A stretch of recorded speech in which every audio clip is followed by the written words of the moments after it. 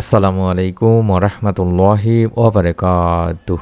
1 minute মাদ্রাসা YouTube চ্যানেলে সম্মানিত দিনী ভাই বোনেরা, আমি আশা করি আল্লাহ তাআলার অশেষ রহমতে আপনারা ভালো আছেন, সুস্থ আছেন। আলহামদুলিল্লাহ। আজ পবিত্র রমজান মাসের দ্বিতীয় রমজানের সোমবার দিন, অত্যন্ত ফজিলতপূর্ণ একটা দিন। এই দিনে রাতে যে কোনো সময়, বিশেষ করে আপনারা প্রত্যেক নামাজের পরে, ইফতারের আগে এবং তাহাজ্জুদের সময় যখন সাহারি করবেন, তখন অবশ্যই আমলটি করার চেষ্টা করবেন এবং আপনার মনের যত নেক ইচ্ছাগুলো আছে সেগুলো আল্লাহ তাআলার কাছে তুলে ধরবেন, গায়েবী সাহায্য চাইবেন। পবিত্র রমজান মাসে যেন আল্লাহ তাআলা আপনার পরিবার সংসারে গায়েবী রিজিক প্রদান করেন, তার জন্য আল্লাহ তাআলার কাছে বেশি বেশি দোয়া করবেন। একটা ছোট্ট দোয়া কষ্ট করে 100 বার পড়বেন, আল্লাহ তাআলা আপনাকেও ইনশাআল্লাহ গায়েবী রিজিক, গায়েবী সাহায্য করবেন। মনের মধ্যে বিশ্বাস নিয়ে আমলটি করবেন, এই উদ্দেশ্যে বা নিয়ত করে ভিডিওটি দেখতে থাকুন। আজকে হচ্ছে সোমবারের দিনে বা রাতে এই আমলটি করলে আল্লাহ তাআলা সেই বান্দার মনের নেক আশাগুলো পূরণ করে দেবেন, সেই বান্দার সকল দোয়া কবুল করবেন ইনশাআল্লাহ। কারণ সাপ্তাহিক আমল পেশ করা হয় সোমবার, বৃহস্পতিবারে। হাদিস শরীফে বলা হয়েছে যে এই দুইটি দিন আল্লাহ রাসূল সাল্লাল্লাহু আলাইহি সাল্লাম এমনিতেই রোজা রাখতেন। কারণ রাসূল সাল্লাল্লাহু আলাইহি ওয়াসাল্লাম প্রতি সপ্তাহের সোমবার, বৃহস্পতিবার আল্লাহ তাআলার কাছে বান্দার আমল পেশ করা হতো। তাই নবী করিম সাল্লাল্লাহু আলাইহি ওয়াসাল্লাম চাইতেন যে তার আমল যখন আল্লাহ তাআলার কাছে পেশ করা হবে, তখন তিনি যেন রোজা অবস্থাতে থাকেন এবং আল্লাহ তাআলা তার মুমিন বান্দাদেরকে এই দুইটি দিনে ক্ষমা করে দিয়ে থাকেন। সুবহানাল্লাহ। তাহলে বুঝতে পারছেন দিনী ভাই বোনেরা, সোমবার, বৃহস্পতিবার অত্যন্ত ফজিলতপূর্ণ, গুরুত্বপূর্ণ একটা দিন। আল্লাহ তাআলার কাছে যখন আপনার আমলটা পেশ করা হবে, আপনার সাপ্তাহিক আমল যখন পেশ করা হবে, তখন যদি আপনার এই ছোট্ট মনের নেক আশা পূরণের দোয়াটি, আমলটিও যখন পেশ করা হবে, আল্লাহ তাআলা আশা করা যায় আপনার মনের নেক আশা পূরণ করে দেবেন।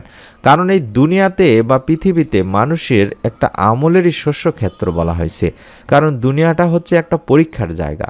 আল্লাহ তাআলা তার বান্দাদের বিভিন্ন সময় বিভিন্ন বিপদ আপদ, অর্থ সংকট, বালা মুসিবতে আপতিত করে পরীক্ষা করে থাকেন। দেখেন যে তার বান্দারা তার কাছেই ফিরে আসে নাকি আল্লাহ তাআলার নাফরমানিতে লিপ্ত হয়, এটা তিনি পরীক্ষা করে থাকেন আল্লাহর পক্ষ থেকে। তাই আসা বিপদ আপদ সব সময় আপনারা আযাব বা শাস্তি রূপে মনে করবেন না। কখনো কখনো মনে করবেন যে আল্লাহ তাআলা আমাকে ঈমানি পরীক্ষা করছেন, আমার ধৈর্যের পরীক্ষা করছেন।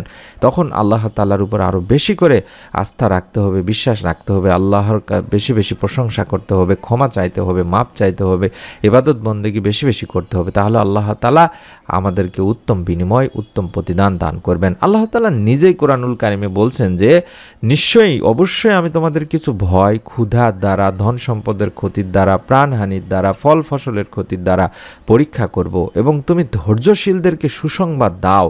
কারণ ধৈর্যশীলদেরকে আমি আরও বেশি করে, এত বেশি পরিমাণে দান করব যা সে কখনো চিন্তাও করবে পারবে না, যা তার কল্পনার বাইরে থেকে, গায়েব থেকে আমি তাদেরকে তা দান করব।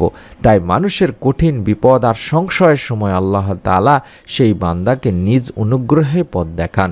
শত অন্ধকার থেকে তিনি বান্দাকে আলোর দিকে নিয়ে যান। আল্লাহ তাআলা বলেন, আল্লাহ হয়তো মুমিনদের অভিভাবক। তাই আল্লাহ তাআলারই উপর ভরসা করে যদি আপনি একটা ছোট্ট দোয়ার আমল করতে পারেন, পবিত্র রমজান মাসের আজ দ্বিতীয় দিন, সোমবার দিন, ফজিলতপূর্ণ একটা দিন, আমল বান্দাতা আল্লাহ তাআলার কাছে বান্দার আমল পৌঁছানোর একটা দিনে যদি আপনি কষ্ট করে হলেও 100 বার সুবহানাল্লাহি ওয়া বিহামদিহি, সুবহানাল্লাহিল আলিয়্যিল আযীম ওয়া বিহামদিহি আস্তাগফিরুল্লাহ, এই দোয়াটি যদি পড়েন এবং আল্লাহ তাআলার কাছে আপনার মনের নেক আশাগুলো তুলে ধরেন, আপনার যত ইচ্ছা, পেরেশানি, দুশ্চিন্তা, অভাব অনটন সব কিছু যদি আল্লাহ তাআলার কাছে তুলে ধরেন, আল্লাহ তাআলা ইনশাআল্লাহ আশা করা যায় আপনার মনের যত ভালো এবং নেক ইচ্ছাগুলো আছে সেগুলো পূরণ করেই দেবেন। এবং অন্তত 100 বার আস্তাগফিরুল্লাহ, আস্তাগফিরুল্লাহ পড়বেন। কারণ বিশ্বনবী সাল্লাল্লাহু আলাইহি সাল্লাম বলেছেন, যে ব্যক্তি অধিক পরিমাণে আস্তাগফিরুল্লাহ পড়বে, অর্থাৎ আল্লাহ তাআলার কাছে ক্ষমা প্রার্থনা করছে বলবে বা ক্ষমা চাইবে, আল্লাহ রাব্বুল আলামিন তাকে তার সব দুশ্চিন্তা থেকে মুক্ত করে দেবেন, সব সংকট থেকে মুক্তি দেবেন এবং তাকে এমন জায়গা, এমন মাধ্যম থেকে অর্থ দান করবেন, রিজিক দান করবেন, যা কোনো মানুষ ধারণাও করতে পারে না। সুবহানাল্লাহ, সুবহানাল্লাহ। এটাকেই মূলত গায়েবী রিজিক গায়েবী মাধ্যম থেকে পাওয়া বুঝায় দিনী ভাই বোনেরা।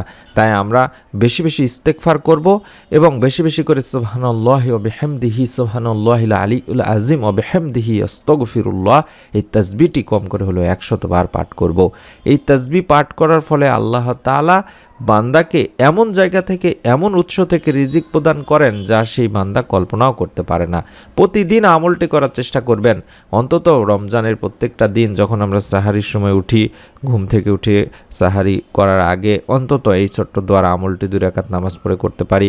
ইফতার সামনে নিয়ে বেশি বেশি করে 100 বার না পারলেও যতবার পারা যায় ততবার সুবহানাল্লাহি ওয়া বিহামদিহি সুবহানাল্লাহিল আলিয়্যুল আযীম ওয়া বিহামদিহি আস্তাগফিরুল্লাহ অথবা সুবহানাল্লাহি ওয়া বিহামদিহি সুবহানাল্লাহিল আযীম সুবহানাল্লাহি ওয়া বিহামদিহি সুবহানাল্লাহিল আযীম এইভাবে পড়তে পারেন। অথবা আস্তাগফিরুল্লাহ আস্তাগফিরুল্লাহ আস্তাগফিরুল্লাহ। বিশেষ করে মা ও বোনেরা যখন ইফতার তৈরি করবেন, কাজ করবেন, ইফতার সামনে নিয়ে যখন বসবেন তখন বেশি বেশি করে, কম করে না পারলেও আস্তাগফিরুল্লাহ আস্তাগফিরুল্লাহ অন্তত বেশি বেশি করে জিকিরের মতো পড়তে থাকবেন। এবং আপনার মনের মধ্যে যত আশা আছে, আপনার যত টেনশান আছে, পেরেশানি আছে, দুশ্চিন্তা আছে, অভাব অনটন বলেন কিংবা আপনি শারীরিক অসুস্থতার কথা বলেন, সমস্ত কিছু আল্লাহ তাআলার কাছে মনে মনে বলবেন। ইনশাআল্লাহ রব্বুল আলামিন আপনার দোয়া ফিরাবেন না। মনের মধ্যে বিশ্বাস নিয়ে নিয়ত করে আমলটি করুন, অন্তত আমিন লিখে নিয়ত করুন। এবং এরকম নতুন আমলের ভিডিওগুলো মিস না করতে চাইলে অবশ্যই চ্যানেলটি সাবস্ক্রাইব করে রাখুন। সকলে ভালো থাকুন, সুস্থ থাকুন। নতুন ভিডিও দেখার আমন্ত্রণ জানিয়ে শেষ করছি। আসসালামু আলাইকুম ওয়া রাহমাতুল্লাহি ওয়া বারাকাতুহু।